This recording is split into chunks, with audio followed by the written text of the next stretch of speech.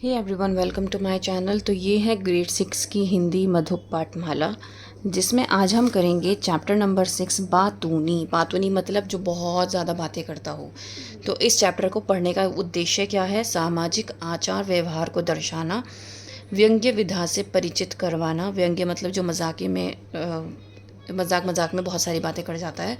समाज के भिन्न भिन्न पात्रों और उनके स्वभाव से रूबरू करवाना, मतलब आप जिस समाज में रहते हैं वहाँ पे आपको हर तरह के लोग मिलेंगे। ऐसे लोग भी मिलेंगे जो आपके सामने बहुत अच्छा बनेंगे, लेकिन आपके पीठ पीछे आपसे बहुत झूठ बोलेंगे, आपकी बुराई करेंगे, राइट। और कुछ ऐसे भी होते हैं जो सिर्फ अपने डींगे मारते रहते हैं कि मैंने तो ये किया, मैंने वो किया, जबकि उन्होंने कुछ किया नहीं होता। कुछ ऐसे भी होते हैं जो शेख चिल्ली की तरह सिर्फ सपने देखते रहते हैं, लेकिन उनको उन सपनों को पाने के लिए कभी कोई मेहनत नहीं करते, बिल्कुल आलसी टाइप के होते हैं। तो हम हर तरह के लोगों के बीच में रहते हैं, हर तरह का इंसान हमारे आसपास रहता है। सह अस्तित्व, स्वभाव और समायोजन सिखाना, मतलब को एग्जिस्टेंस, संभाव और समायोजन, मतलब जो लोग एग्जिस्ट करते हैं उनके साथ, मतलब एडजस्टमेंट करना। जो चीज़ है आप उसके साथ एडजस्ट करना सीखो, एनवायरनमेंट में एडजस्ट करना सीखो, लोगों के साथ एडजस्ट करना सीखो, ठीक है। हर बात पे बुरा नहीं मानना है, लोगों को समझना है, हर बात में बोलने की ज़रूरत नहीं है, राइट। हमारे पेरेंट्स भी हमें यही सिखाते हैं कि अगर बड़ा कोई बोल रहा है, बदतमीज़ी कर रहा है आपके साथ, तो आप पलट के जवाब मत दो, राइट। हमने बचपन से यही सीखा है। लेकिन अगर हम सिर्फ सामने वाले की सुनते रहते हैं ना और चुप रहते हैं, हमने ये चीज़ नोटिस की है, एक टाइम के बाद वो हमें बिल्कुल दबा के चलता है कि भाई इसका तो काम सुनने का ही है, मैं चाहे कुछ भी बोलूँ। तो फिर इंसान को बोलना पड़ता है, तो बाद में वो क्या कहलाता है? बदतमीज़ कहलाता है। तो मैं हमेशा यही कहूँगी, अपने हक़ के लिए लड़ो, कभी किसी की गलत बात मत सुनो, राइट। बदतमीज़ी मत करो, बट अपने हक़ के लिए लड़ो। उस शाम अगर मैं खुद जाकर चिट्ठी पोस्ट ऑफिस में डाल देता तो वह कष्ट ना होता जो तभी से मैं भुगत रहा हूँ। ये कौन सोच रहा है? ये लेखक सोच रहा है, जिसने क्या दी थी? एक चिट्ठी दी थी पोस्ट ऑफिस में डालने के लिए। उस शाम मुझे एक चिट्ठी भेजनी ज़रूरी थी। मैं बाहर निकला, पोस्ट ऑफिस बंद होने का समय हो रहा था। सामने से एक सज्जन, बाद में इन्हें मैंने कभी सज्जन नहीं कहा, साइकिल पर जाते दिखे। मैंने उन्हें रोककर कहा, ज़रा एक लिफाफा लेकर इस कागज़ को उसमें रख कर यह पता लिख कर लेटर बॉक्स में डाल दीजिए। तो मतलब ये कौन है? ये जो लेखक हैं, इन्होंने एक आदमी को जाते हुए देखा, तो आदमी को जाते हुए जब देखा तो उन्होंने कहा कि भाई आप ये ऐसे एक लिफाफे में डाल के एड्रेस करके आप उसको क्या कहते हैं, पोस्ट बॉक्स में डाल देना, क्योंकि पोस्ट ऑफिस जो था वो बंद होने वाला था और वो पैदल थे, लेकिन वो जो व्यक्ति था वो साइकिल से था, तो उन्हें लगा कि वो जल्दी पहुंच जाएगा और मेरा काम हो जाएगा। उन्होंने कहा, सहर्ष। बस उनके सहर्ष ने मेरा हर्ष तभी से भी छीन लिया, वह तो आज तक वापस नहीं मिला। मतलब उन्होंने कहा कि खुशी से करूँगा, मतलब खुशी से, तो उनके सहर्ष ने मेरा हर्ष, मतलब उनकी इस खुशी से करने वाली बात ने मेरी खुशी ही छीन ली। ऐसा क्यों कह रहे हैं वो आपको इस चैप्टर में आगे पता चलेगा। दूसरे दिन वे दिख गए तो मैंने पूछा, वह चिट्ठी डाल दी थी? तो जब दूसरे दिन वो व्यक्ति मिला जो साइकिल से था, तो जो लेखक थे उन्होंने पूछा कि भाई आपने मेरी चिट्ठी डाल दी थी? अब आप बताइए इसका जवाब ज़्यादा से ज़्यादा कितना लंबा हो सकता है? यही कि जी हाँ साहब, मैंने आपकी चिट्ठी टिकट लगाकर और पता लिखकर पोस्ट ऑफिस के लाल लेटर बॉक्स में छोड़ दी थी। बस इससे ज़्यादा तो नहीं हो सकता है ना। अगर कोई जवाब मांगे, कोई क्वेश्चन पूछेगा कि भाई आपने मेरी चिट्ठी डाल दी थी क्या, तो या तो मैं कहूँगी कि जी मैंने डाल दी थी, या फिर मैं कहूँगी नहीं मुझे कोई काम आ गया था इसलिए मैंने नहीं डाल पाई थी। हम यही जवाब देंगे। लेकिन अब देखो उस व्यक्ति ने क्या जवाब दिया। मैं पोस्ट ऑफिस पहुंचा साहब, क्या देखता हूं कि पोस्ट ऑफिस बंद हो चुका है। अब मैं बड़ा परेशान। आपने पहली बार तो कोई काम बताया, मैंने सोचा चाहे आकाश टूट जाए और पृथ्वी फट जाए पर आपकी चिट्ठी ज़रूर डालूंगा। इतने में साहब मेरी नज़र पड़ी साहनी मेडिकल स्टोर पर। वहाँ साहनी बैठा था। मैं वहाँ गया। साहनी मेरा कई साल से दोस्त है। मैंने कहा, यार साहनी एक लिफाफा तो दे। उसने कहा, लिफाफा तो नहीं है, टिकट है। मैंने कहा, लाओ टिकट ही दो। मैंने साहब टिकट तो हाथ में कर ली, अब लिफाफा कहाँ से लाऊं? आखिरी डाक निकलने का वक्त हो रहा था। लिफाफा नहीं गया तो क्या होगा? अचानक साहब मुझे राजू दिखा, वही राजू जो किताबों का एजेंट है, उसके हाथ में बस्ता था। मैंने सोचा इसके पास तो ज़रूर लिफाफा होगा। मैंने कहा,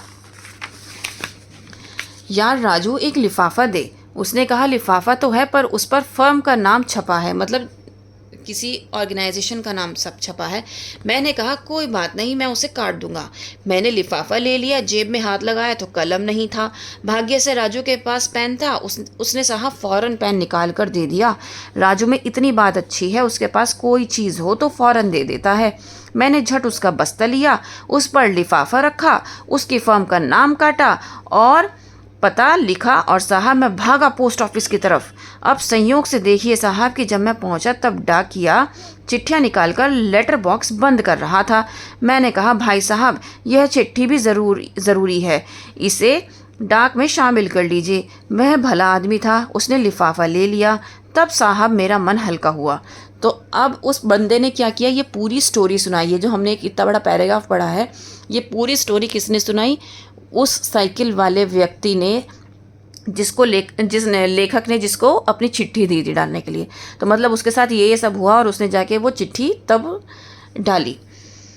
यह मैंने बहुत संक्षेप में लिखा है। उन्होंने लगभग आधा घंटा इस विवरण में लिया। मतलब उस बंदे ने अपने इस एक्सप्लेनेशन को, इसको एक्सप्लेन करने के लिए हाफ एन आवर लिया था। तब साहब मेरा मन हल्का हुआ। अच्छा, मैंने कसम खाई कि कभी इनसे कोई काम नहीं कराऊंगा, मगर जितना पाप कर चुका था उसका फल तो भुगतना ही था। अब उन्होंने पाप क्या किया था? उन्होंने एक चिट्ठी अनजाने में उनको दे दी थी। मेरा काम करके उन्होंने मेरे ऊपर हमेशा के लिए अधिकार जमा लिया था। रास्ते में उनका घर पड़ता था, मैं निकलता और उन्हें दिख जाता तो वे बहुत खुश होकर मुझसे पूछते कहाँ जा रहे हैं। तो कौन पूछता? किससे? लेखक से पूछते, वो सज्जन जिनको चिट्ठी दी थी डाकखाने में डालने के लिए। मैं नहीं समझ पाता कि आमतौर पर लोग क्यों पूछते कि आप कहाँ जा रहे हैं। वे क्या पुलिस के आदमी या खुफिया विभाग के हैं जो जानना चाहते हैं कि तुम कहाँ जा रहे हो? यह असल में बात करने की भूमिका है, मतलब बात करने का तरीका कि यहाँ से बात शुरू करें। मैं जब रुक जाता और कहता यूं ही ज़रा सिविल सर्जन से मिलने जा रहा हूँ, बस वे मुझे पकड़ लेते। अच्छा, डॉक्टर गुप्ता से? वे हमारे चाचा के बड़े अच्छे दोस्त हैं। नागपुर में पास बंगला था। हमारे घर आते तो मुझे गोद में लेकर खिलाते थे। मिलते हैं तो कहते हैं क्यों बेटा भूल गए, घर नहीं आते हो? तो मतलब जहाँ पे मिलते वो अपने किस्से सुनाने लगते थे। अब लेखक जो थे वो इन फालतू की बातों से बहुत ज़्यादा परेशान होने लगे थे। वे 10-15 मिनट तक डॉक्टर गुप्ता से अपने पारिवारिक संबंध बताते। कभी मैं कहता प्रोफेसर तिवारी जी से मिलने जा रहा हूँ, वे कहते अच्छा तिवारी जी से मिलने। हमारे फादर इन लॉ, मतलब ससुर जो हैं, उनके पुराने दोस्त हैं। दोनों साथ साथ पढ़ते थे। अभी वे हमारे प्रति प्रेम भाव रखते हैं। कभी मिल जाते हैं तो कहते हैं कभी घर आओ। मतलब अब जो लेखक थे वो किसी से भी मिलने जाते थे और वो उनका नाम लेते थे, तो वो जो पर्सन था ना, वो जो सज्जन आदमी था, वो जो आदमी था वो क्या करता था, हर एक से अपना रिलेशन निकाल लेता था। मैं जिसका भी नाम लेता वह उनके चाचा, मामा, ससुर या पिता का दोस्त निकल आता और 10-15 मिनट उसके संबंधों के बारे में बताते। मैं एक दिन कहूँगा भगवान से मिलने जा रहा हूँ, वो कहेंगे भगवान से? अच्छा, वे तो हमारे चाचा के बड़े अच्छे दोस्त हैं, दोनों स्वर्ग में साथ काम करते थे। मेरा नाम उन्हें बताइए, वे पहचान जाएंगे। मुझे तो भगवान ने गोद में खिलाया है। ये अब क्या कर रहे हैं, ये व्यंग्य कर रहे हैं, मतलब वो एक मजाकिया तौर पे लिख रहे हैं ये लेखक। अब अपनी ये हालत है कि उस रास्ते को छोड़कर करीब आधा मील का चक्कर लगाकर जाता हूँ। एक दिन वे बाजार में मिल गए। कहने लगे आजकल आप दिखाई नहीं देते। मैंने कहा बाहर निकलता ही नहीं, घर में ही रहता हूँ। उन्होंने कहा अच्छा तो फिर घर पर ही दर्शन करूँगा, मतलब मैं घर पर ही आऊँगा आपसे मिलने के लिए। मैं कहकर फंस गया। अगर वे घर पर दर्शन करने आ पहुँचे तो घंटों बैठेंगे। सोच विचार के बाद यह तय किया कि मैं फिर उनके घर के सामने से निकलना शुरू कर दूं। मतलब वो घर पे अगर आ गए तो मेरा और टाइम बर्बाद होगा, ये बात लेखक ने सोची। तो उन्होंने सोचा कि क्यों ना मैं बस उनके घर के सामने से ही निकलना शुरू कर दूं, कम से कम रोज़ के मेरे 15 मिनट ही बेकार होंगे। अगर वो घर आने लगे तो मेरे घंटों बर्बाद होने शुरू हो जाएंगे। वहीं दर्शन दे दूं ताकि वे घर पर दर्शन करने ना आ पहुँचे। उन सज्जन से मुझे डर लगता है। वे मुझे दूर से देखते हैं तो चेहरा खिल उठता है, मैं कांप जाता हूँ। वे घंटे भर से कम में नहीं छोड़ते। उनके चेहरे पर वही भाव होता है जो सुरसा के मुख पर हनुमान को देखकर आया था। सुरसा कौन है? एक राक्षसी है। तो उसके मुख पर जब हनुमान को देखकर आया था, तो मतलब वो कंपैरिजन किया है यहाँ पे कि जैसे वो खुश हुई थी राक्षसी सुरसा हनुमान को देखकर, ऐसे ही जो ये व्यक्ति था ये लेखक को देखकर खुश होता था, लेकिन लेखक इनसे घबराता था, इनसे बचता था, बिल्कुल भी नहीं चाहता था कि ये उस तरफ से गुजरे जहाँ पे इनका घर है। लेकिन ये क्या करते थे, ये जितनी बार वो गुजरते थे उतनी बार उनको रोकते थे, घंटा भर उनका बर्बाद करते थे। और जब उन्होंने गुजरना बंद कर दिया लेखक ने, तो कि भाई मैं आपके घर आऊँगा। अब लेखक ने ये सोचा भाई घर बुलाने से बेहतर है, घर पे घंटों बर्बाद करने से बेहतर है कि मैं वहीं उसी रास्ते से जाना स्टार्ट कर दूँ। ये है माइंड मैप। तो इस पार्ट में क्या क्या घटनाक्रम हुए, लेखक का पड़ोसी को चिट्ठी देना, अगले दिन पड़ोसी से चिट्ठी के बारे में पूछना, पड़ोसी का लंबे लंबे किस्से सुनाना, इसके बाद हमेशा पड़ोसी का लेखक को रोककर फिजूल के किस्से सुनाना, लेखक का पड़ोसी से चिट्ठी डलवाने के लिए पछताना और उससे पीछा छुड़ाने की तरकीबें ढूंढना।